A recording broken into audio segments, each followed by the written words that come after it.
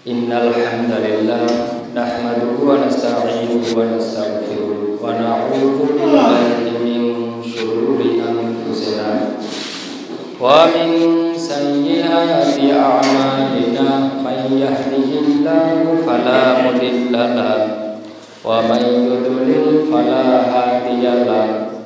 Asyhadu an la ilaha illallah wahdahu la syarika lahu wa asyhadu anna Muhammadan abduhu wa rasuluh.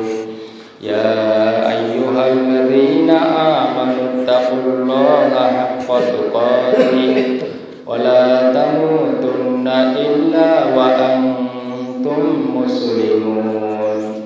Ya ayyuhan nasu taqu rabbakumul ladzi khalaqakum min nafsin wahidah wa khalaqa minha zawjaha wa batha minhuma rijalan katsiran wa nisaa wattaqullaha alladzi tasaaluna bihi wal arham innallaha kana 'alaikum raqiba.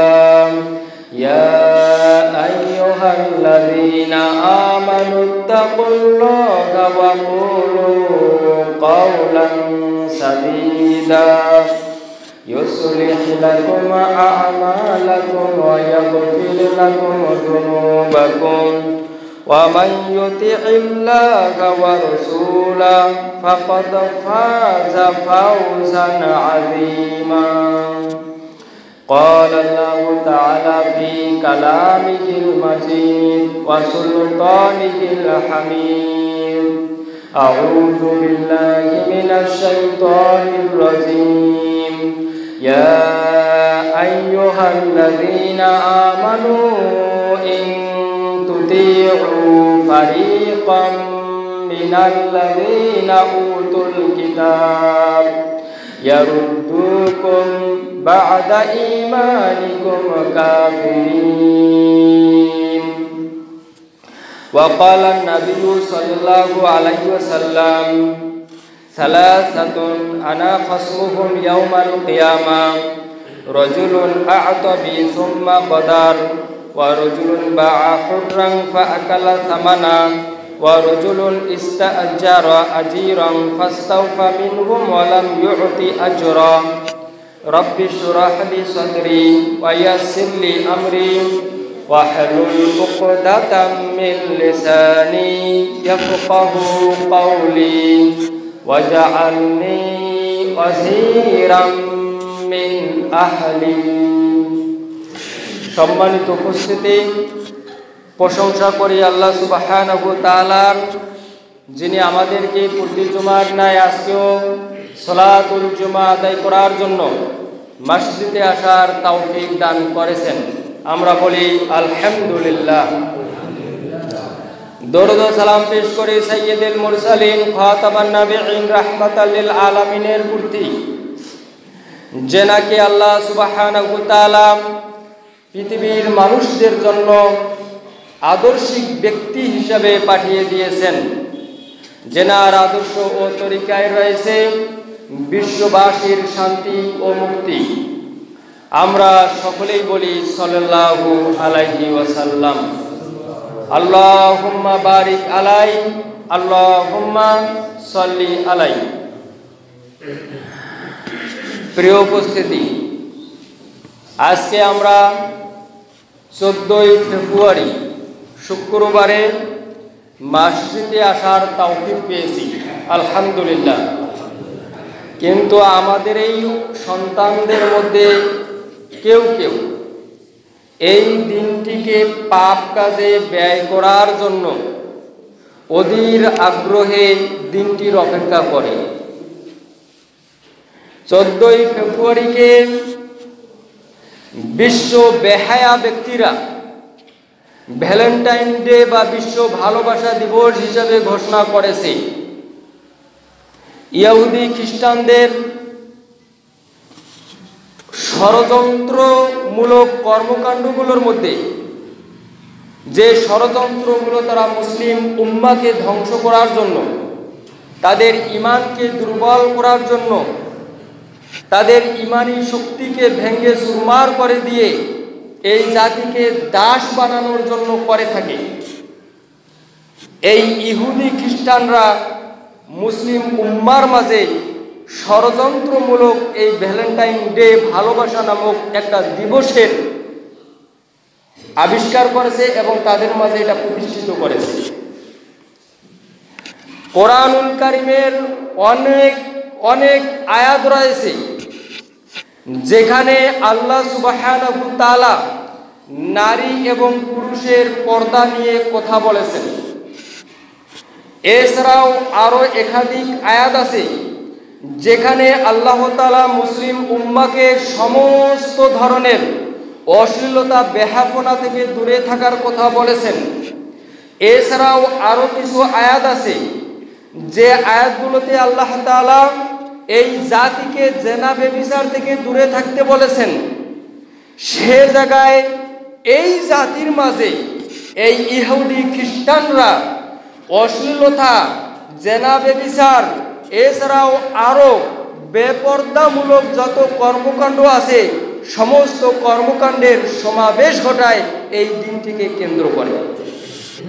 আজকেই একটি news এসেছে, Valentine day ভালোবাসা দিবস উদযাপন করতে যাইয়া এক তরুণী তার দুই ফ্রেন্ডের সাথে পার্কে ঘুরতে গিয়েছে। তার মধ্যে একটা ছিল তার বয়ফ্রেন্ড, বর্তমান সময়ে বয়ফ্রেন্ড আর গার্লফ্রেন্ড। একটা ছেলেকে একটা মেয়ে বাড়িতে নিয়ে আসলো, বাবা মা জিজ্ঞাসা করলো এটি কে? মেয়ে বললো এটা আমার বয়ফ্রেন্ড। বাবা মা চুপ। বয়ফ্রেন্ড মানে কি? তার সাথে সব কিছুই করা যাবে। মানুষ বিবাহের পরে যাহা কিছু করে, বয়ফ্রেন্ড আর গার্লফ্রেন্ডের নামে এই বেহায়া নির্লজ্জতা মুসলিম উম্মার মাঝে ছড়িয়ে পড়েছে। মেয়ে তার বয়ফ্রেন্ডকে নিয়ে পার্কে ঘুরতে গিয়েছে, সেই পার্কে ওই মেয়ে ধর্ষণের শিকার হয়েছে, ধর্ষণের পরে তাকে হত্যা করা হয়েছে। নাউজুবিল্লাহ বলেন। এই ভ্যালেন্টাইন ডে আবিষ্কার করেছে ইহুদি খ্রিস্টানরা, কারণ মুসলিম জাতি যদি পর্দাকে ভুলে যেতে পারে, তারা যদি অশ্লীলতায় বিভোর হতে পারে, তাদের মধ্যে যদি জেনা ব্যভিচারের প্রাদুর্ভাব ঘটে, তাহলে এই জাতি কোনোদিন আর মানসিকভাবে ঈমানি শক্তিতে দাঁড়াতে পারবে না। আর ইহুদি খ্রিস্টানরা মুসলিম জাতিকে কখনো অস্ত্রে শস্ত্রে পরাজিত করতে পারে না, শুধুমাত্র মুসলিমদের ঈমানি শক্তি দুর্বল না করলে। যতক্ষণ পর্যন্ত ইহুদি খ্রিস্টানরা মুসলিমদেরকে ঈমানের দিক দিয়ে দুর্বল করে, ততক্ষণ পর্যন্ত তারা মুসলিম জাতির উপর বিজয়ী হতে পারে না। যত বড়ই তাদের কাছে অস্ত্রই থাকুক না কেন, যত টাকা পয়সা থাকুক না কেন, তাদের সৈন্য সংখ্যা যত বেশি হোক না কেন, মুসলিমরা ঈমানের শক্তিতে পৃথিবীর বড় বড় পরাশক্তিগুলোকে পরাজিত করেছে। যুগের পর যুগ, শতাব্দীর পর শতাব্দী এই ইহুদি খ্রিস্টানরা পৃথিবীর বিভিন্ন প্রান্তে মুসলিমদের সাথে যুদ্ধ করেছে এবং তারা শিখেছে মুসলিমদেরকে কখনো অস্ত্রে শস্ত্রে সৈন্যে পরাজিত করা সম্ভব নয়। তাদেরকে পরাজিত করতে হলে তাদের ঈমান আগে ধ্বংস করতে হবে। তা মুসলিমদের ঈমান ধ্বংস করার জন্য ইহুদি খ্রিস্টানরা যতগুলো পরিকল্পনা করেছে, তার মধ্যে এই ভ্যালেন্টাইন ডে ভালোবাসা নামক দিবসের আবিষ্কার অন্যতম। এই দিনে হাজার হাজার হাজার হাজার যুবক যুবতী অবৈধভাবে জেনা ব্যভিচারে লিপ্ত হবে। অথচ আল্লাহ সুবহানাহু ওয়া তাআলা বলেছেন, ওয়ালা তাকরাবুল ফাওয়াহিশা মা যাহারা মিনহা ওয়া মা বাতান। জেনা ব্যভিচারের সংস্পর্শে যাওয়া তো অনেক দূরের কথা, একজন মানুষ জেনা ব্যভিচারের কাছাকাছি যায় যে সমস্ত কারণে, ওই কারণগুলো থেকেও যেন মুসলিমরা দূরে থাকে। সে গান শুনতেছে, একজন নারীকে দেখতেছে, অথবা এমন কোনো কনসার্ট বা থিয়েটারে যাচ্ছে যেখানে যে পরিবেশ তাকে জেনা ব্যভিচারের দিকে আগ্রহী করে তুলবে। আল্লাহ রাব্বুল আলামিন বলেছেন, ওই পথগুলোকে বন্ধ করে দাও, চক্ষুর হেফাজত করো, গান বাজনা থেকে দূরে থাকো। যত রকমের অশ্লীলতা বেহাপনার কারখানা আছে সেগুলো থেকে নিজেকে নিরাপদ রাখো। আর সেখানে আমাদের ছেলেমেয়েরা বয়ফ্রেন্ড গার্লফ্রেন্ডের নামে এই বিশ্ব বেহায়া দিবসের নামে আমাদের চোখের সামনে নির্লজ্জতার শিকার হচ্ছে, অথচ আমরা বুঝতেই পারতেছি না। এটা আমাদের ঈমানটাকে আমাদের কাছ থেকে পৃথক করে দিচ্ছে, আমাদের ঈমানকে দুর্বল করে দিচ্ছে, আমাদেরকে ঈমান থেকে বের করে কুফরির দিকে ধাবিত করেছে। আল্লাহ সুবহানাহু ওয়া তাআলা সূরা আলী ইমরানের 100 নম্বর আয়াতে বলেছেন, ইয়া আইয়ুহাল্লাযীনা আমানু ইন তুতিউ ফারিকাম মিনাল্লাযীনা উতুল কিতাব। উতুল কিতাব বলতে ইহুদি খ্রিস্টানদেরকে বোঝানো হয়। ওই ইমানদার সম্প্রদায়, ইহুদি খ্রিস্টানদের অনেকগুলো দল আছে, তাদের মধ্যে অনেকগুলো ভাগ আছে।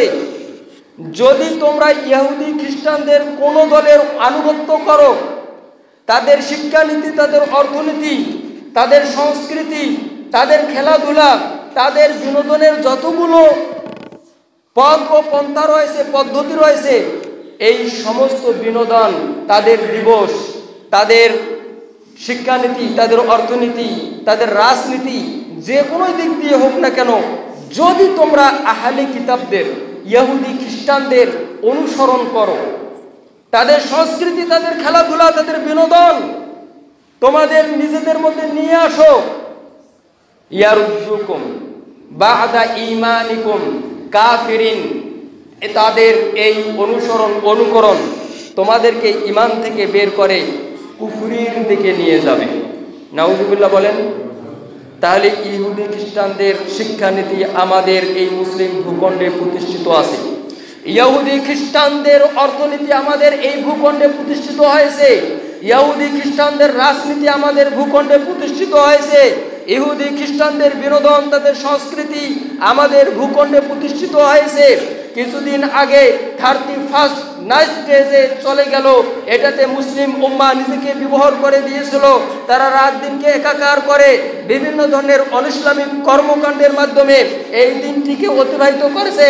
আজকের যে ভ্যালেন্টাইন ডে, ভালোবাসা দিবস, এই দিবসটাকে পালন করতে যাইয়া আজকে দেখবেন কত মুসলিম তরুণ তরুণী নিজেকে পাপ কাজে ভাসিয়ে দিবে, তার কোনো শেষ নেই। এটাকে গণনার ভিতরে নিয়ে আসা যাবে না। তা আল্লাহ তাআলা যে স্পষ্টভাবে বললেন, এই দুই খ্রিস্টানদের এই থিওরিগুলো যদি তোমাদের মধ্যে প্রতিষ্ঠিত হয়, তোমরা ঈমান থেকে বের হয়ে কুফরের দিকে যাবে। আজকে আমরা ঈমানের পথ হারিয়ে ফেলেছি, কুফরির পথে অগ্রসর হচ্ছি। এই অনুভূতিটুকু আমাদের ভিতরে নেই যে আমরা ঈমান হারা হয়ে যাচ্ছে, এই অনুভূতিটুকুও আমাদের ভিতরে আজকে কাজ করতেছে না। সূরা আলী ইমরানের 150 নম্বর আয়াতে একই কথা আল্লাহ রাব্বুল আলামিন বলেছেন, তবে একটু ভিন্নভাবে। আল্লাহ তাআলা বলেছেন, ইয়া আইয়ুহাল্লাযীনা আমানু ইন তুতিউল্লাযীনা কাফারু ইয়ারুদ্দুকুম আলা আ'কাবিকুম ফাতানকালিবু খাসিরিন। ঈমানদার সম্প্রদায় শুধু ইহুদি খ্রিস্টান নয়, পৃথিবীতে যত কাফের আছে, যত কুফফার সম্প্রদায় আছে, যত মুশরিক দেশ আছে, যত নাস্তিক্যবাদী দেশ আছে, মতবাদ আছে, যদি তোমরা কোনো কাফেরের, ইহুদি খ্রিস্টান, মাজুসি, অগ্নি উপাসক, মুশরিক, নাস্তিক, অমুসলিম সম্প্রদায় বলতে যাহা বুঝায়, এদের আনুগত্য করো, এরা তোমাদেরকে কুফরির দিকে ফিরিয়ে দিবে। তোমাদের এই প্রত্যাবর্তন হবে খুবই ধ্বংসাত্মক। দুনিয়াতে তোমরা ধ্বংস হয়ে যাবে। দুনিয়াতে আমরা কিভাবে ধ্বংস হব? আমরা যখন ঈমান থেকে কুফরির দিকে যাব, তখন ইহুদি খ্রিস্টানরা আমাদেরকে গোলাম বানিয়ে নেবে। আজকে আমরা গোলামি করতেছি, আমেরিকার গোলামি করতেছি, আজকে আমরা রাশিয়ার গোলামি করি, আজকে আমরা হিন্দুস্তানের গোলামি করি, আজকে আমরা চীনের ওই মুশরিকদের গোলামি করি। আমরা আজকে গোলাম জাতিতে পরিণত হয়েছি। আমাদের ঈমান যেহেতু নষ্ট হয়েছে, আজকে আমরা গোলাম জাতিতে পরিণত হয়েছি। এটা হলো দুনিয়ার ক্ষতি। আজকে ইহুদি খ্রিস্টান, পৃথিবীর অমুসলিম সম্প্রদায় আমাদের ভূখণ্ডগুলোকে জোর করে দখল করে নিয়েছে। শুধু ভূখণ্ড দখল করে নাই, মুসলিম যুবকদেরকে নির্বিচারে হত্যা করেনি, মুসলিম মা বোনদেরকে ধর্ষণ করেনি, এমনকি মুসলিমদের প্রাণ কেন্দ্র প্রথম কিবলা বাইতুল মুকাদ্দাস পর্যন্ত ইসরায়েলের ওই নাপাক ইহুদিরা দখল করে আছে। আমরা প্রতিবাদ করতে পারি না। এর কারণ একটাই হলো, আমরা ইমানের দিক দিয়ে দুর্বল হয়ে গিয়েছি। এটা হলো দুনিয়াবি ক্ষতি। পারলৌকিক ক্ষতি হলো আল্লাহ রাব্বুল আলামিন আমাদেরকে জাহান্নামে প্রবেশ করাবেন। এই জন্য আল্লাহ রাব্বুল আলামিন অতি স্পষ্টভাবে বলেছেন, যদি ইহুদি খ্রিস্টানদের আনুগত্য করো, ইহুদি খ্রিস্টানদের শিক্ষানীতি, অর্থনীতি, তাদের সংস্কৃতি, তাদের কৃষ্টি কালচারের কোনো দিক দিয়ে তোমাদের আনুগত্য থাকে, তাহলে তোমরা ঈমান থেকে কুফরির দিকে যাবে এবং দুনিয়া ও পরকালে ক্ষতিগ্রস্ত হবে। কিন্তু আমরা ঈমান নবায়ন করতে পারি না। ঈমান বৃদ্ধির যে আমলগুলো, সেগুলো জানার চেষ্টা করি না, মানার চেষ্টা করি না। আমরা ঈমান নিয়ে চিন্তা ভাবনা করি না, ঈমান নিয়ে আমরা সতর্কতা অবলম্বন করি না। আমাদের ঈমান ডানে বামে সামনে পিছনে চতুর্দিকে বেরিয়ে যাচ্ছে, ঈমান ধ্বংস হয়ে যাচ্ছে। আমরা এগুলোর ব্যাপারে সচেতনতা নিজেদের মধ্যে নিয়ে আসি না। প্রিয় উপস্থিতি, মনে রাখবেন, এই পরিস্থিতি যদি আরো বেশি দিন যায়, বেশি দিন গড়ায়, আমরা নিজেদেরকে অক্ষত মনে করতেছি, নিরাপদ মনে করতেছি। ওই ফিলিস্তিনের মুসলিমদের যে দশা হয়েছে, আফগানিস্তানের মুসলিমদের যে দশা হয়েছে, ইরাক ও লেবানন এবং নাইজেরিয়া আর চেচনিয়া বসনিয়ার মুসলিমদের যে দশা হয়েছে, আমাদেরও ঠিক একই দশা হবে। আল্লাহ রাব্বুল আলামিন আমাদেরকে ইহুদি, খ্রিস্টান ও সমস্ত কুফফার সম্প্রদায়ের আনুগত্য থেকে বের হয়ে আসার তৌফিক দান করুক। মনে রাখবেন, আমাদের ইসলাম নামক যে জীবন ব্যবস্থা রয়েছে, এটা হলো কমপ্লিট। আমরা ইসলামের বাইরে আর কারো কাছ থেকে সংবিধান নেওয়ার প্রয়োজনীয়তা অনুভব করি না। এই মুসলিম জাতি কিভাবে চলবে, তাদের দেশ কিভাবে পরিচালিত হবে, এই মুসলিম জাতির অর্থনৈতিক কাঠামো কী হবে, তাদের শিক্ষানীতিক কাঠামো কী হবে, এটা কারো কাছ থেকে ধার করে নেওয়ার প্রয়োজন নেই। এই জাতির অন্য কোনো মতাদর্শের অনুসরণ করার দরকার নেই, অন্য কোনো পথ ও পদ্ধতি অবলম্বন করার দরকার নেই। এই জাতির গর্হিত ব্যক্তিরা যারা নিজের হাতে সংবিধান রচনা করেছে, বিভিন্ন মতবাদের জন্ম দিয়েছে, ওই সমস্ত গর্হিত ব্যক্তিদের অনুসরণের কোনো দরকার নেই। আল্লাহ রাব্বুল আলামিন এই দিনকে কমপ্লিট করে পাঠিয়েছেন, সম্পূর্ণ দিন কমপ্লিট। আমরা এমনকি কয়েকজন ব্যক্তি একখানে বসে নাস্তা করতেছে, মনে করেন সেখানে বিস্কিট আছে, খেজুর আছে, আপেল আছে, কমলা আছে, সে জায়গাও ইসলাম আদর্শ রেখেছে। রাসূল সাল্লাল্লাহু আলাইহি সাল্লাম বলেছেন, কোনো ফল জোড়া জোড়া খাইও না। কয়েকজন যখন বসে খাবে, তার মধ্যে কেউ যেন জোড়া জোড়া না খায়, খেজুর একসাথে দুইটি না খায়, আঙ্গুর ফল একসাথে দুইটি না খায়। কারণ তার সাথী ভাইরা তো আছে, তারা মনে মনে তার ব্যাপারে কি ধরনের একটা প্রতিক্রিয়া দেখাবে, যে এটা মানে সে আদবের বরখলাপ করতেছে। তো সেখানেও ইসলাম অবদান রেখেছে। একজন ব্যক্তি রাসূল সাল্লাল্লাহু আলাইহি সাল্লামের একজন সাহাবীকে বলল, প্রসাব কিভাবে করতে হয় এটাও তোমাদের নবী তোমাদেরকে শিক্ষা দেয়। আল ইয়াউমা আকমালতু লাকুম দীনাকুম, আল্লাহ রাব্বুল আলামিন ইসলাম পরিপূর্ণ করে দিয়েছেন। প্রসাব পায়খানা থেকে শুরু করে খাওয়া দাওয়া, ঘুম ওঠা বসা, ব্যবসা বাণিজ্য, কৃষিকাজ, সমাজ, পরিবার, রাষ্ট্র, সব কিছুতে ইসলামের অবদান রয়েছে, ইসলামের উপযুক্ত দিক নির্দেশনা রয়েছে। তাই ইহুদি খ্রিস্টানদেরকে আমাদের অনুসরণ করতে হবে, তাদের কাছ থেকে আমাদের বিনোদন ধার করে নিতে হবে, তাদের সংস্কৃতি আমাদেরকে হাওলাত করতে হবে। এ ধরনের ভঙ্গুর ইসলাম আমরা পাইনি। অতএব আমাদেরকে পরিপূর্ণ মুসলিম হওয়ার চেষ্টা করতে হবে। আল্লাহ রাব্বুল আলামিন বলেছেন, ইয়া আইয়ুহাল্লাযীনা আমানু উদখুলু ফিস-সিলমি কাফা, হে ইমানদার সম্প্রদায়, ইসলামের ভিতরে পরিপূর্ণভাবে প্রবেশ করো। ইসলামে পরিপূর্ণভাবে প্রবেশ করতে হবে। ইসলামে আংশিক প্রবেশ করার দরকার নেই। মসজিদেও ইসলাম থাকবে, বাইরেও ইসলাম থাকবে, আপনার পরিবারেতেও ইসলাম থাকবে, সমাজেও ইসলাম থাকবে, ইসলাম রাষ্ট্রীয় থাকবে। ইসলাম 1400 বছর আগে কমপ্লিট হয়ে এসেছে। নতুন করে আমাদেরকে আর কোনো কিছু পথ ও পদ্ধতি লেখার চেষ্টা করার দরকার নাই। ইসলাম পরিপূর্ণ। আল্লাহ রাব্বুল আলামিন সরাসরি আসমান থেকে আমাদের জন্য একটা কনস্টিটিউশন, একটা সংবিধান পাঠিয়ে দিয়েছেন। আমরা কেন খামাখা বোখার মতন চেষ্টা করব? আবার আরেক দল এসে সেটা সংস্কার করবে, ফির আরেক দল এসে ওটা নবায়ন করবে। আল্লাহ রাব্বুল আলামিন আমাদেরকে যে বিধান দিয়েছেন, কিয়ামত পর্যন্ত এটা অবিকৃত থাকবে এবং এটা উপযুক্ত।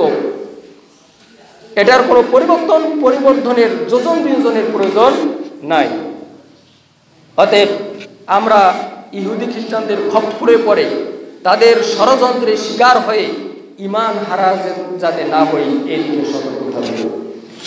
আল্লাহর নবী সাল্লাল্লাহু আলাইহি ওয়াসাল্লাম বলেন, আরবাউন ফি উম্মতি মিন আমরিল জাহিলিয়া লা ইয়াতরুকুহুন্না, আমার উম্মতের মাঝে 4টি স্বভাব আছে জাহিলি যুগের 4টি বদ স্বভাব আমার উম্মতের ভিতরে আছে।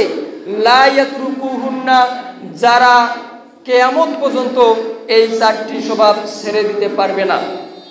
আমাদের মধ্যে জাহিলিয়াতের এমন 4টি স্বভাব আছে, আল্লাহর নবী বলেন আমার উম্মত এই স্বভাব 4টি ছেড়ে দিতে পারবে না।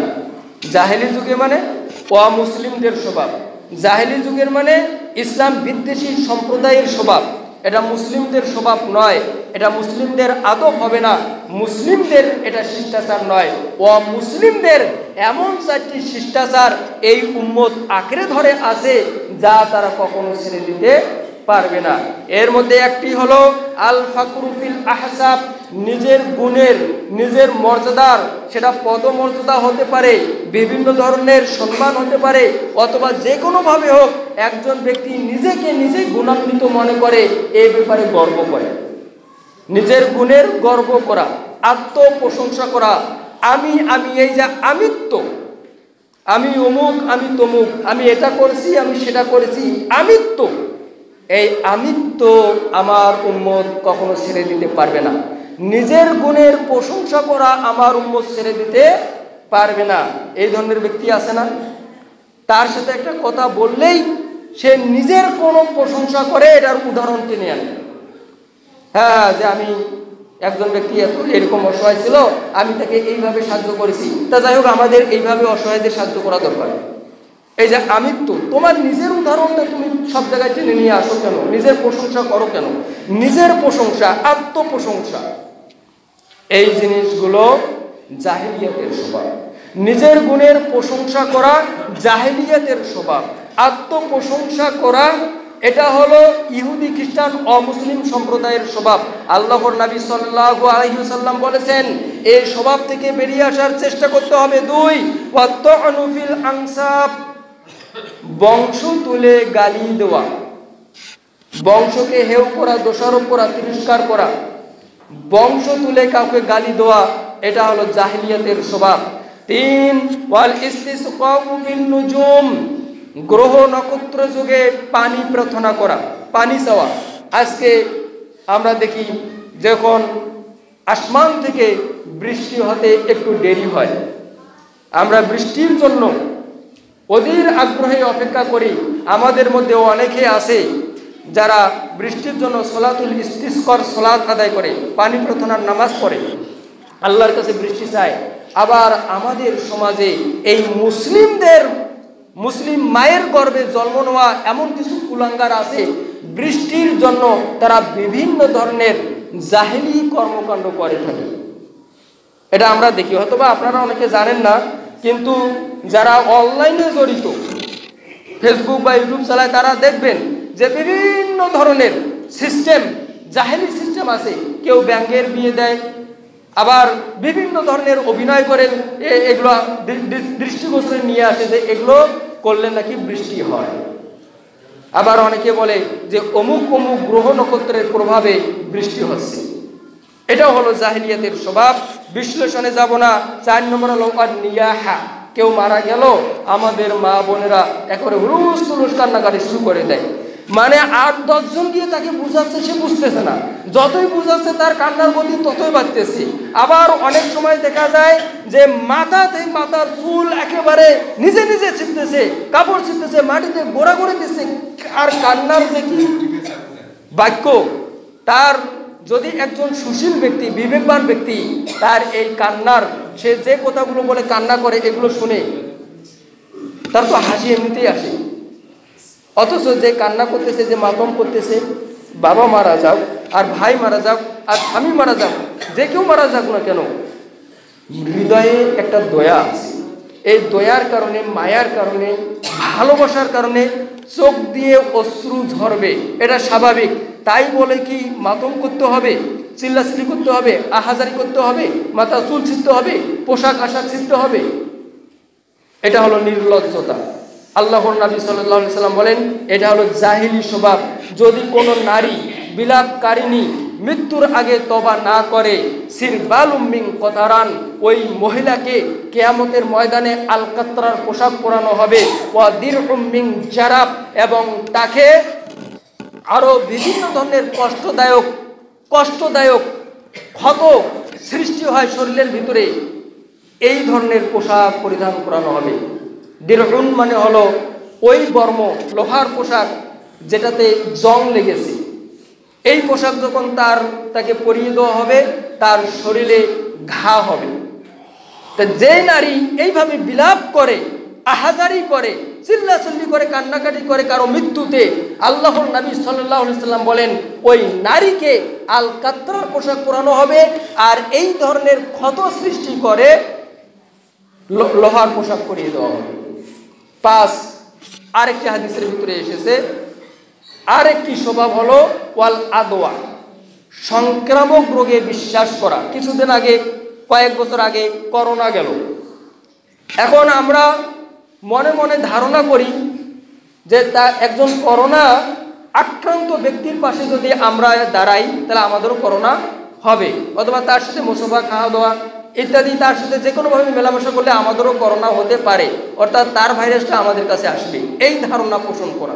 ওয়াল আদওয়া আর জরাবাল বাঈর, একটি উট একটা ভাইরাসে আক্রান্ত হয়েছে, একটি গরু অথবা একটি ছাগল, যে কোনো প্রাণী একটি ভাইরাসে আক্রান্ত হয়েছে, এরপর কি হয়?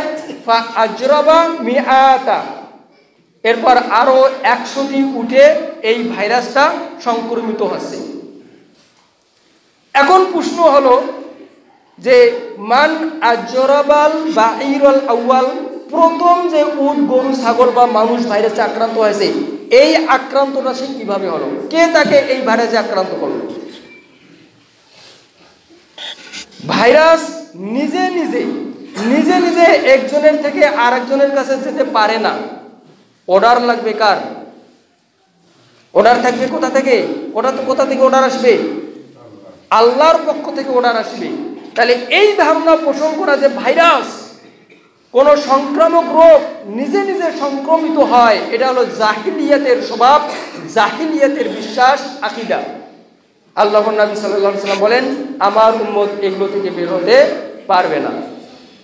আরেকটি হাদিস, আবু হুরায়রা রাদিয়াল্লাহু আনহু বলেন একদিন আল্লাহর নবী সাল্লাল্লাহু আলাইহি ওয়াসাল্লাম বললেন মান আখাযা আন্নি হাউলাইল কালিমাত, আমার সাহাবীরা তোমাদের মধ্যে কে আছে এমন, এখন আমি যে বাক্যগুলো বলবো, যে উপদেশগুলো দেব, যে নাসিহাগুলো করব, এই নাসিহাগুলো মেনে নিবে, এগুলো ধরবে, এগুলো নিজের মধ্যে বাস্তবায়ন করবে, ফাইয়ামালু বিহিন্না আও ইউআল্লিমু মাইয়ামালু বিহিন্না, আমার এই নাসিহাগুলো মনে প্রাণে ধারণ করে আমলে বাস্তবায়ন করবে এবং এমন ব্যক্তিকে শিক্ষা দিবে যে এগুলো আমল করতে পারে। আমি তোমাদেরকে কিছু নাসিহা করতে চাই, কিছু উপদেশ দিতে চাই, কিছু বাক্য তোমাদের সামনে তুলে ধরতে চাই। তোমরা কে আসো আমার এই নাসিহাগুলো বুঝবে, আমল করবে এবং এগুলো লালন পালন করবে, ধারণ করবে। আবু হুরায়রা রাদিয়াল্লাহু আনহু বললেন আনা ইয়া রাসূলুল্লাহ, হে আল্লাহর নবী, আমি আপনার নাসিহাগুলো নেব, আপনার উপদেশগুলো শুনবো, মানবো এবং এমন ব্যক্তির কাছে এই উপদেশগুলো পৌঁছে দেব যে কোরআন এবং হাদিস ভিত্তিক জীবনযাপন করতে চায়। আবু হুরায়রা রাদিয়াল্লাহু আনহু যখন এইভাবে স্বীকৃতি দিলেন, আল্লাহর রাসূল সাল্লাল্লাহু আলাইহি ওয়াসাল্লামের নাসিহা মানতে চাইলেন, আল্লাহর নবী সাল্লাল্লাহু আলাইহি ওয়াসাল্লাম তার হাত ধরে ফাআদ্দা খামসান, 5টি উপদেশ দিলেন। আবু হুরায়রা রাদিয়াল্লাহু আনহু বলেন ফাআখাযা বিয়াদি ফাআদ্দা খামসান, আল্লাহর নবী আমার হাত ধরলেন, এরপর গুনে 5টি নাসিহা করলেন, 5টি উপদেশ দিলেন।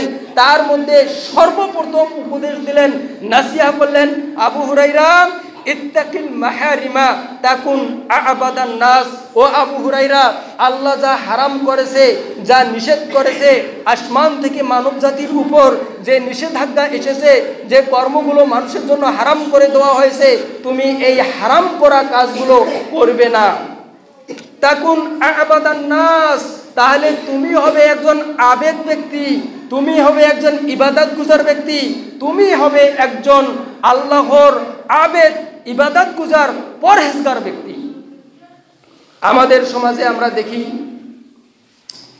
কিছু কিছু ব্যক্তি, বিশেষ করে সুফিজমে যারা বিশ্বাস করে, ওরা খুব ইবাদত করে। মানে ফরজ নামাজের পাশাপাশি এমন কোনো নফল নামাজ নাই যে পড়ে না। তাহাজ্জুদ, চাস্তের সালাত থেকে শুরু করে সব ধরনের নফল নামাজ পড়ে। এছাড়াও বিভিন্ন ধরনের ওজিফা করে।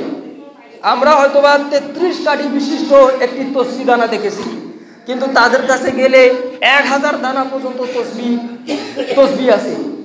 একটা তসবিহ যেখানে 1000 পর্যন্ত দানা আছে, তারা এগুলা রাত জেগে জেগে জেগে জেগে জপে, এবং তারা বলে আমরা হলাম আবেদ। আবেদ মানে ইবাদতকারী ব্যক্তি, যে আল্লাহর খুব বেশি ইবাদত করে, ইবাদতকারী ব্যক্তি। আল্লাহর নবী সাল্লাল্লাহু আলাইহি সাল্লামকে আবেদ এবং আলেম সম্পর্কে জিজ্ঞাসা করলো। তা আল্লাহর নবী সাল্লাল্লাহু আলাইহি সাল্লাম বললেন, ফাদলুল আলিমি আলাল আবিদি কাফাদলি আলা আদনাকুম। হে আমার সাহাবীরা, তোমাদের মধ্যে যে ইমানের দিক দিয়ে বা আমার সাহাবীদের যে স্তর আছে, এই স্তরের দিক দিয়ে সবচেয়ে নিম্নমানের, ওই নিম্নমানের একজন সাহাবী আর আমার মর্যাদা যেমন, ঠিক আমার উম্মতের মধ্যে যারা আলেম এবং আবেদ, একজন আবেদের উপর একজন আলেমের মর্যাদা ঠিক তেমন। অপর বর্ণনায় এসেছে, আসমানে যে নক্ষত্র থাকে, তারা থাকে, তারার উপর যেমন চন্দ্রের মর্যাদা, আসমানের তারাগুলো মিটিমিটি করে জ্বলে। এই তারাগুলো জমিনকে, পৃথিবীকে আলোকিত করতে পারে না, কিন্তু ওই তারার ভিতরে একটি মাত্র চাঁদ সারা পৃথিবীকে আলোকিত করে। ওই তারার মধ্যে যেমন চাঁদের মর্যাদা, ঠিক তদ্রূপ একজন আবেদের উপর একজন আলেমের মর্যাদা। তাহলে আবেদ এবং আলেম এক জিনিস নয়। আবেদ বলা হয় ওই ব্যক্তিকে যে নামাজ পড়ে, নামাজের পাশাপাশি যত রকমের নফল নামাজ আছে সেগুলো পড়ে, যে রোজা রাখে, রোজার পাশাপাশি, ফরজ রোজার পাশাপাশি যত রকমের নফল রোজা আছে সেগুলো করে, যাকাত, দান, সদকা, হজ, ইবাদত বলতে যাহা কিছু সব কিছুই করে। কিন্তু আল্লাহর নবী বললেন, ভালো আবেদ হওয়ার জন্য, ভালো ইবাদতকারী ব্যক্তি হওয়ার জন্য আল্লাহ যা হারাম করেছেন, এই হারাম করা কাজগুলো বর্জন করতে হবে। একজন ব্যক্তি যত বড়ই তাহাজ্জুদ গুজার হোক না কেন, ও যদি সুদ ছেড়ে দিতে না পারে, ওই ব্যক্তি আবেদ হতে পারে না। একজন ব্যক্তি যতই সিয়াম পালন করুক না কেন, আর যত বড়ই হাজি হোক না কেন, আর যত বড়ই দানবীর হোক না কেন, সুদ, ঘুষ, মিথ্যা, চগলখড়ি, গীবত, পরনিন্দা, এছাড়াও বাবা মার অবাধ্য হওয়া, ইয়াতিমের মাল ভক্ষণ করা, মানুষের সম্পদ অবৈধভাবে খাওয়া, এগুলো যদি ছেড়ে দিতে না পারে, ওই ব্যক্তি আবেদ হতে পারে না। তাই আল্লাহর নবী সাল্লাল্লাহু আলাইহি সাল্লাম আবু হুরায়রা রাদিয়াল্লাহু আনহুকে উপদেশ দিলেন, হে আবু হুরায়রা, তুমি যদি ভালো আবেদ হতে চাও, তাহলে আল্লাহ যা হারাম করেছেন সেটা ছেড়ে দাও। তাহলে সুদ ছেড়ে না দিলে একজন ব্যক্তি আবেদ হতে পারে। আমাদের মধ্যে অনেক সুদখোর আছে, অনেক সুদখোর আছে, অনেক ঘুষখোর আছে, অনেক মিথ্যুক আছে, যারা এগুলো ছেড়ে দেয় না। এলেম কালাম তো নাই। আবার সুদ, ঘুষ, পাপ, পঙ্কিলতা, এছাড়াও আরো বিভিন্ন ধরনের অসামাজিক কার্যকলাপে লিপ্ত। কোনো রকমের 5 ওয়াক্ত নামাজ পড়ে নিজেকে বড় আবেদ দাবি করে, নিজেকে বড় আবেদ দাবি করে। যদি এই রাস্তার মোড়ে, ত্রিপতিতে একটা গরু, ছাগল অথবা কুকুর বা কোনো প্রাণী মারা যায়, আর সেটাকে যদি নির্দিষ্ট সময়ের মধ্যে দাফন করা না হয়, সেটা পচে দুর্গন্ধ ছড়াবে কিনা? ছড়াবে কিনা? কথা বলেন। ওটাকে যদি আমরা বেশি নাড়াচাড়া করি, ওই পোষা কুকুরটাকে যদি বেশি নাড়াচাড়া করি, তাহলে দুর্গন্ধ আরো বেশি ছড়াবে না কম ছড়াবে? অনুরূপভাবে যারা আল্লাহর হারাম কাজে লিপ্ত, সুদে লিপ্ত, ঘুষে লিপ্ত, ওরা যতই সুগন্ধি ব্যবহার করুক না কেন, যতই নামাজ রোজা থাকুক না কেন, ওদের কাছ থেকে দুর্গন্ধ ছাড়া কখনো সুগন্ধ ছড়ায় না। কারণ রাসূল সাল্লাল্লাহু আলাইহি সাল্লাম বলেছেন, নামাজ রোজা হজ যাকাত দিয়ে কখনো আবেদ হওয়া যায় না। আবেদ হওয়ার জন্য আল্লাহর হারাম কাজগুলো ছেড়ে দিতে হয়। সম্মানিত উপস্থিতি, তিনজন শিশু অবস্থায় কথা বলেছেন জন্মের পরই, আলহামদুলিল্লাহ বলেন। তার মধ্যে হযরত ঈসা আলাইহিস সালাম, তার মা মারিয়াম আলাইহিস সালাম, যার নামে কোরআনুল কারীমে একটি সূরা এসেছে সূরাতুল মারিয়াম। এই মারিয়ামের বাবা হলো ইমরানের স্ত্রী আল্লাহর কাছে দোয়া করল, আল্লাহ আমাকে একটা ছেলে সন্তান দিলে আমি আপনার মসজিদে উৎসর্গ করব, আপনার ঘরে তাকে বিলিয়ে দেব। সন্তান জন্ম দিলেন কন্যা। আল্লাহকে বললেন, আল্লাহ আমি যে সালাম ছেলে হলো কন্যা, এই কন্যা সন্তান আপনার ঘরের খেদমত করবে কিভাবে? বাইতুল মুকাদ্দাস।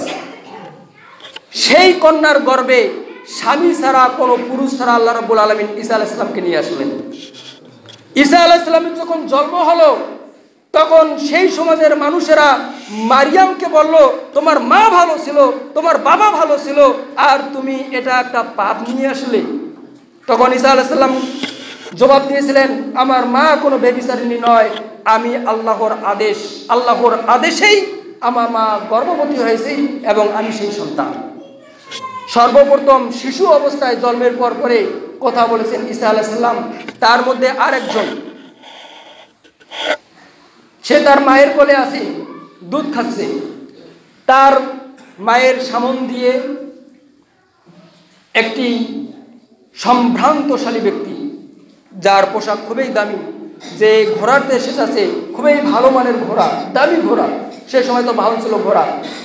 তো ওই মহিলার সামন দিয়ে সে চলে গেল, আর এই দুধের শিশুকে কোলে নিয়ে ওর মা বলতেছে, আল্লাহ আমার এই সন্তানটাকে এই ব্যক্তির মতন সম্মানী করেন। ওই দুধের শিশু তার দিকে তাকালো এবং বলল, আল্লাহ আপনি অমুকের মতো আমাকে করিয়েন না। এরপর আর একজন মহিলা ওদিকে যাচ্ছে, তাকে নিয়ে যাওয়া হচ্ছে মারতে। সমাজের কিছু ব্যক্তি একজন মহিলাকে মারতে নিয়ে যাচ্ছে এবং বলতেছে, তুমি জেনা করেছো, তুমি চুরি করেছো। ওই মহিলা, যার কোলে একটি শিশু আছে, সেই মহিলা বলল, আল্লাহ আমার এই সন্তানকে এই ব্যভিচারিণী সুন্নি মহিলার মতন করিয়েন না। এই শিশুটি ওই মহিলার দিকে তাকিয়ে বলতেছে, আল্লাহ আমাকে ওই মহিলার মতন করুন। তার মা তাকে বলল, আমি তোমাকে অমুকের মতো হতে বললাম, তুমি আল্লাহকে বললে আমাকে অমুকের মতো করিও না। এই শিশু তার মাকে বলল, ওই ব্যক্তি যতই সম্ভ্রান্তশালী হোক না কেন, ওর সুদ ঘুষ হারাম খাদ্যের মাধ্যমে পেট যত বড় হোক না কেন, ও হলো জালেম, ও হলো স্বৈরাচারী, ও হলো সমাজের দুর্গন্ধ নামক কীট, আমি ওর মতো হতে চাই না। আর এই মহিলা, যাকে অপবাদ দেওয়া হচ্ছে চুরির, যাকে অপবাদ দেওয়া হচ্ছে জেনার, এই মহিলা নির্দোষ। আর ওই মহিলা বলতেছিল, হাসবুনাল্লাহ ওয়া নি'মাল ওয়াকিল, আল্লাহই আমার জন্য যথেষ্ট। এই জন্য আমি বললাম, আল্লাহ এই নির্দোষ মহিলার মতন আমাকে করেন। আর একটা শিশুর দোলনায় কথা বলেছিলেন শিশু অবস্থায়। জুরাইস একজন আবেদ ব্যক্তি। ঘটনাটা এই জন্য বলতেছি, এই যে আবেদ নিয়ে যেহেতু কথা হচ্ছে, জুরাইস নামক বানি ইসরায়েলের একজন আবেদ ব্যক্তি ছিল। ও একটি ঘর তৈরি করেছিল ইবাদত করার জন্য। সে নামাজ পড়তেছে, তার মা এসে ডাকলো, জুরাইস। তিনি বলতেছেন, আল্লাহ একদিকে আমার নামাজ আর একদিকে আমার মা, আমি এখন কোনটা মানবো? তিনি তার মায়ের ডাকে সাড়া না দিয়ে নামাজই পড়তেছিলেন। পরের দিন তার মা এসে ডাক দিল জুরাইস। তিনি সেই দিনও নামাজ পড়তেছিলেন, আল্লাহকে বলতেছেন, আল্লাহ আমার মা আর আমি নামাজ পড়তেছি, একদিকে নামাজ একদিকে আমার মা, আমি কোনটা মানবো? তিনি জুরাইজের তার মার ডাকে সাড়া না দিয়ে নামাজেই পড়লেন। তৃতীয় দিন তার মা এসে ডাক দিল জুরাইস। সেই দিনও তিনি নামাজ পড়তেছিলেন, তার মার ডাকে সাড়া দিলেন না, নামাজ পড়লেন। কারণ আবেদ ব্যক্তিরা ইবাদত করে, এলেম কালাম তো নাই, সে বুঝতেছে না নামাজ ছেড়ে দিয়ে মার ডাকে সাড়া দেওয়া যাবে কিনা। তৃতীয় দিনে তার মা বরদোয়া করলো, আল্লাহ একজন ব্যভিচারিণীর মুখ না দেখা পর্যন্ত একে মৃত্যু দিও না। ওই সমাজে এই জুরাইজের ইবাদত এবং তার ইবাদত খানার আলোচনা হতে থাকলো। সে সমাজে একজন ব্যভিচারিণী ছিল, দেখতে খুবই সুন্দরী ছিল, খুবই রূপসী ছিল, তার গুণ, তার রূপ, তার সৌন্দর্য অবর্ণনীয় ছিল। তিনি বললেন, এই জুরাইজকে আমি ফেতনায় ফেলতে পারবো, তাকে পথভ্রষ্ট করতে পারবো, তাকে বিভ্রান্ত করতে পারবো। সে নিজেকে জুরাইজের জন্য উৎসর্গ করলো, কিন্তু জুরাইজ তার দিকে তাকালো না, তার ষড়যন্ত্রের শিকার হলো না। তখন ওই ব্যভিচারিণী নর্তকী মহিলা এই জুরাইজের আশ্রমে আশ্রয় নেওয়া একজন রাখালের কাছে গেল এবং নিজের উপর তাকে প্রাধান্য দিল। ওই রাখাল ওই মহিলার সাথে মিলিত হলো এবং ওই মহিলা গর্ভবতী হলো। প্রসবের পর ওই মহিলা বলল এটা জুরাইজের সন্তান। তখন লোকজন জুরাইজকে আশ্রম থেকে বের করলো, তাকে মারতে লাগলো, তার আশ্রম ভেঙে তছনছ করে দিল। এরপর জুরাইজ বলল, কেন তোমরা আমাকে মারতেছো, আমার কি দোষ? বলল, তুমি অমুক মহিলার সাথে অবৈধভাবে মিলিত হয়েছো এবং এই সন্তান তোমার। জুরাইজ বলল, আমাকে 2 রাকাত নামাজ পড়ার সুযোগ দাও। সে 2 রাকাত নামাজ পড়ে আল্লাহর কাছে দোয়া করলো এবং ওই শিশুকে বলল, বলো তো তোমার বাবাকে। শিশু বলল, আমার বাবা হলো ওই রাখাল। তখন যে লোকজন তাকে মারতেছিল তারা এসে জুরাইজের হাতে চুমু খেলো, তার কাছে মাপ নিল এবং বলল, তোমার এই আশ্রমকে আমরা এখন সোনা দিয়ে তৈরি করে দেবো। বলতেছে, আমার সোনার দরকার নাই, মাটি দিয়ে তৈরি করে দাও।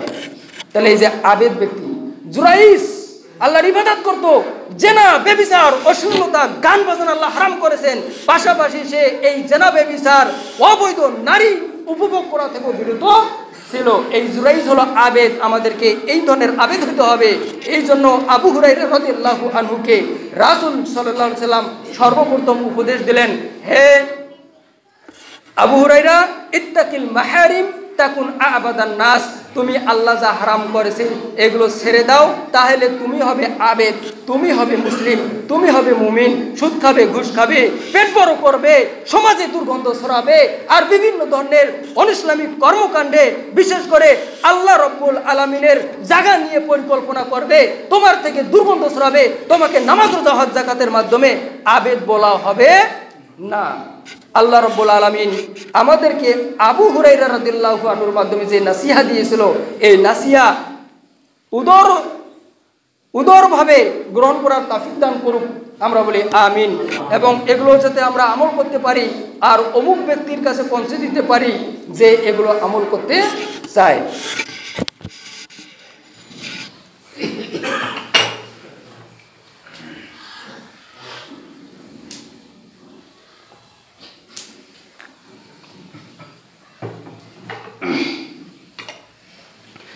ইন্নাল হামদুলিল্লাহ ওয়াসসালাতু ওয়াসসালামু আলা রাসূলিল্লাহ, আম্মা বাদ। প্রিয় উপস্থিতি, দ্বিতীয় নম্বর উপদেশ দিলেন, ওয়ারদা বিমা কাসামাল্লাহু লাকা তাকুন আগনান নাস। আবু হুরায়রা, আল্লাহ তোমার তাকদিরে যা বন্টন করে দিয়েছে তুমি তাতেই সন্তুষ্ট থাকো, তাহলে তুমি হবে মানুষের মধ্যে সবচেয়ে ধনী ব্যক্তি। একজন ব্যক্তি তার অনেক সম্পদ, বাড়ি আছে, সুন্দর গাড়ি আছে, অনেক ব্যাংক ব্যালেন্স, এরপরও তার পাশের বাড়িটি আরো ভালো। তার মন বলতেছে, আহারে, আমি যদি এই ব্যক্তির মতো একটা বাড়ি করতে পারতাম তাহলে কত না ভালো হতো। অথচ তার নিজেরই একটা সুন্দর বাড়ি আছে, কিন্তু তার মন ভরতেছে না, অর্থাৎ মনের দিক দিয়ে সে ধনী হয়নি। এই যে আমাদের সমাজে একজন দরবেশ বাবা ছিল, 35,000 কোটি টাকা, 35,000 কোটি টাকা দেশের বাইরে পাচার করলো। এই টাকাগুলো আপনার আমার বিভিন্ন ব্যাংকে আমরা যে টাকাগুলো জমা করেছিলাম, এই টাকাগুলো নিয়ে ওই ফকির পালালো। এটা ফকির না ধনী? অনেক টাকা পয়সার মালিক, এর পরও ঋণ, ওটা ফকির না ধনী? তাহলে আল্লাহ তাকদিরে যা দিয়েছে, আমার পায়ে জুতা নেই তো কি হয়েছে, আর একজনের যে 2টা পায়ে নাই, তা আমার তাকদিরে আল্লাহ রাব্বুল আলামিন যা দিয়েছে তাতে যদি আমি খুশি থাকতে পারি, আল্লাহর নবী সাল্লাল্লাহু আলাইহি সাল্লাম বলেন, ওই ব্যক্তি সবচেয়ে ধনী ব্যক্তি যার অভাব আছে কিন্তু মানুষের কাছে চায় না, সে হলো ধনী ব্যক্তি। অনেক টাকা পয়সার মালিক, এরপরও ব্যাংকে ফকিরের মতো হাত তুলে টাকা ঋণ করেন, এই ব্যক্তি ধনী ব্যক্তি হতে পারে না। 3, ওয়া আহসিন ইলা জারিকা তাকুন মুমিনান। আবু হুরায়রা, তোমার প্রতিবেশীর সাথে ভালো ব্যবহার করো, তাহলে তুমি হবে মুমিন, কামিল মুমিন। যে ব্যক্তি প্রতিবেশীর সাথে ভালো ব্যবহার করতে পারে না, কিছু কিছু প্রতিবেশী আবার খুব ক্রিটিক্যাল।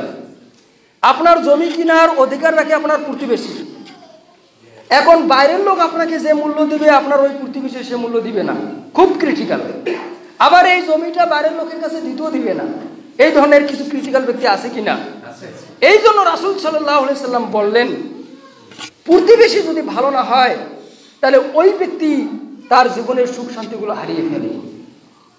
তাই যাই হোক না কেন, যতই ক্রিটিক্যাল প্রতিবেশী থাকুক না কেন, পশুসুলভ আচরণ প্রতিবেশীর ভিতরে যতই থাকুক না কেন, রাসূল সাল্লাল্লাহু আলাইহি সাল্লামের নির্দেশ হলো ওয়া আহসিন ইলা জারিকা তাকুন মুমিনান, প্রতিবেশীর সাথে ভালো আচরণ করো, তাহলে তুমি হবে কামিল মুমিন। কামিল মুমিন হওয়ার জন্য ভালো প্রতিবেশী হতে হবে এবং প্রতিবেশীর সাথে ভালো আচরণ করতে হবে। চার, ওয়া আহিব্বা লিন্নাসি মা তুহিব্বু লিনাফসিকা তাকুন মুসলিমান। ও আমার আবু হুরায়রা, তুমি নিজের জন্য যেটা পছন্দ করবে অন্যান্য মুসলিমের জন্য তাই পছন্দ করো। তুমি তোমার মেয়ের জন্য যে ধরনের জামাই পছন্দ করো, তোমার প্রতিবেশীর জন্য যেন ওই ধরনের একটা ছেলে আসে সেটা পছন্দ করো। তোমার ছেলেমেয়ের ভবিষ্যতের জন্য তুমি যেভাবে চিন্তা ভাবনা করো, তোমার প্রতিবেশী অন্যান্য মুসলিমদের সন্তানদের ভবিষ্যৎও ওই রকম হোক, এইটা তুমি চাও, অর্থাৎ নিজের জন্য যেটা চাও অন্যের জন্য সেটা চাও, তাহলে তুমি হবে মুসলমান, কামেল মুসলমান। পাঁচ, ওয়ালা তুকসিরিদ দহিক ফা ইন্না কাসরাতাদ দহিক তুমিতুল কলব, তুমি বেশি হাসিও না, যখন তখন হাসিও না। অনেক ব্যক্তি মানুষ আছে যে দাঁত খেলে হাসে, এমনকি অনেক বক্তা আছে যারা তাদের বক্তব্যে খালি সব সময় এই পরিকল্পনা করে কিভাবে আমি জনগণকে হাসাতে পারি। আছে না? আছে, অনেক বক্তা আছে। অথচ আল্লাহর নবী সাল্লাল্লাহু আলাইহি সাল্লাম বললেন ওয়ালা তুকসিরিদ দহিক, বেশি হাসবা না। ফা ইন্না কাসরাতাদ দহিক, বেশি হাসি তুমিতুল কলব, মানুষের হৃদয়টাকে হত্যা করে, মানুষের কলব অন্তর মরে যায় বেশি হাসার কারণে। তাহলে এই পাঁচটা উপদেশ রাসূল সাল্লাল্লাহু আলাইহি সাল্লাম আবু হুরায়রা রাদিয়াল্লাহু আনহুর মাধ্যমে আমাদেরকে দিলেন, যাতে করে আমরা এগুলো নিতে পারি এবং আমল করতে পারি এবং অন্য ব্যক্তিদেরকে এই আমলগুলো করার ব্যাপারে উৎসাহ উদ্দীপনা দিতে পারি। আল্লাহ রাব্বুল আলামিন এই তৌফিক আমাদেরকে দান করুক, আমরা বলি আমিন। সম্মানিত উপস্থিতি, আপনাদের একটি অমীমাংসিত বিষয় আছে, ইনশাআল্লাহ আমরা এই বিষয়টি সবচেয়ে শ্রেষ্ঠ মাসের সবচেয়ে ভালো একটি দিনে মীমাংসা করার চেষ্টা করব ইনশাআল্লাহ। এবং আপনাদের যাদের সাথে আমি আমরা কথা বলেছি আপনারা অবশ্যই নামাজের পরে থাকবেন। আমরা অমীমাংসিত বিষয়ের মীমাংসার প্রথম ধাপ আজকে শেষ করব ইনশাআল্লাহ। আপনারা সবাই নামাজের পরে থাকবেন। আল্লাহ সুবহানাহু ওয়া তাআলা যাতে আমাদের মধ্যে ধৈর্য, সহনশীলতা, পরোপকারিতা এবং কষ্ট সহিষ্ণুতার গুণ দান করে, আমরা বলি আমিন। আল্লাহ সুবহানাহু ওয়া তাআলা যেন আমাদেরকে কোরআন ও হাদিস ভিত্তিক জীবনযাপন করার তৌফিক দান করে, আমরা বলি আমিন। আল্লাহ সুবহানাহু ওয়া তাআলা যেন মুসলিম ভূখণ্ডগুলোকে শকুনের কুনজর থেকে নিরাপদ রাখে, আমরা বলি আমিন। বিশেষ করে আমাদের ভূখণ্ড নিয়ে মালাউন মুশরিকরা যে ষড়যন্ত্র করতেছে, আমরা আমাদের ইমানের আলোকে যাতে করে তাদেরকে পরাজিত করতে পারি এবং তাদের ওই নাফাক দৃষ্টিকে আমাদের ভূখণ্ডের উপর ফেলতে না দিই, এই তৌফিকও দান করুক, আমরা বলি আমিন। আল্লাহ সুবহানাহু ওয়া তাআলা আমাদের মধ্যে যারা অসুস্থ তাদেরকে সুস্থতা দান করুক, আমিন। এবং আমাদের মাঝখান থেকে যারা চলে গিয়েছেন তাদের কবরকে জান্নাতের আলোয় আলোকিত করুক, আমিন। মা বোনদের প্রতি বিশেষ উপদেশ বা বিশেষ একটা আবদার যে আপনারা অবশ্যই প্রতি শুক্রবার মুষ্টির চাল তোলার জন্য যিনি যান 1 কেজি চাল তার হাতে তুলে দিবেন। যেহেতু মসজিদ মাদ্রাসা পরিচালনার জন্য অর্থের প্রয়োজন, আর এই অর্থের যোগান সবচেয়ে বেশি আছে মুষ্টির চাল এবং আপনাদের সদকার মাধ্যমে। আপনারাও প্রতি জুমায় 10টি করে টাকা পকেটে নিয়ে আসবেন এবং কোটায় দেওয়ার চেষ্টা করবেন। আমাদের কাছে একজন দোয়া চেয়েছেন, আমাদের মামুনুর চাচার ছোট্ট ভাই আমিনুর চাচা, উনি ইন্তেকাল করেছে, আপনারা সবাই জানেন। আল্লাহ সুবহানাহু ওয়া তাআলা যেন ওনার কবরটাকে, ওনার ভুল ত্রুটিগুলো মাফ করে, উপেক্ষা করে ওনার কবরটাকেও জান্নাতের বাগিচা বানায় দেয়, আমরা বলি আমিন সুম্মা আমিন। আর আমার দৃষ্টিভঙ্গি হলো এই মুন্সিপাড়ার জন্য মনে রাখবেন, একজন বাবা একজন মা তার 10টা সন্তানকে যেমন এক দৃষ্টিতে দেখে, উঁচু নিচু করে না, তাদের মধ্যে তারতম্য রাখে না, ঠিক এই মুন্সিপাড়াবাসীকে আমি এক দৃষ্টিতে দেখি। এবং আমি কাউকে সামনে নিয়ে কোনো কথা বলি না, আমি শুধু কোরআন এবং হাদিস ভিত্তিক কথা বলি। এটা যদি কাউকে আঘাত লাগে তাহলে এখানে আমার স্যাক্রিফাইস করার মতন কিছু নেই। আছে আছে একজন ব্যক্তি সুদ খায়, সুদ নিয়ে আমি কথা বলবো, যদি আমি সুদ নিয়ে কথা না বলি পরকালে আল্লাহ আমাকে ধরবে। ঘুষ খায়, যদি আমি ঘুষ নিয়ে কথা না বলি পরকালে আল্লাহ আমাকে ধরবে। সুদের কথা বলার কারণে, ঘুষের কথা বলার কারণে, মিথ্যা বলার কারণে, দুর্নীতির কথা বলার কারণে যদি কোনো দুর্নীতিবাজ, কোনো সুদখোর, কোনো ঘুষখোর, কোনো মৃত্যুক আমার বিরুদ্ধে দাঁড়ায়, এখানে আমার করার কিছু নেই। কারণ শত্রুতা হবে আল্লাহর জন্য, বন্ধুত্ব হবে আল্লাহর জন্য। আমি এখানে যতদিন হক কথা বলবো আর আপনারা হকের পাশে এসে দাঁড়াবেন, ততদিন এখানে হক বেঁচে থাকবে। আর আমি যদি এখানে হক কথা বলতে না পারি আর আপনারা যদি হকের জন্য বেকুল না হন, তাহলে হক মারা যাবে। সুবহানাকাল্লাহুম্মা ওয়া বিহামদিকা আশহাদু আল্লা ইলাহা ইল্লা আনতা আস্তাগফিরুকা ওয়া আতুবু ইলাইক।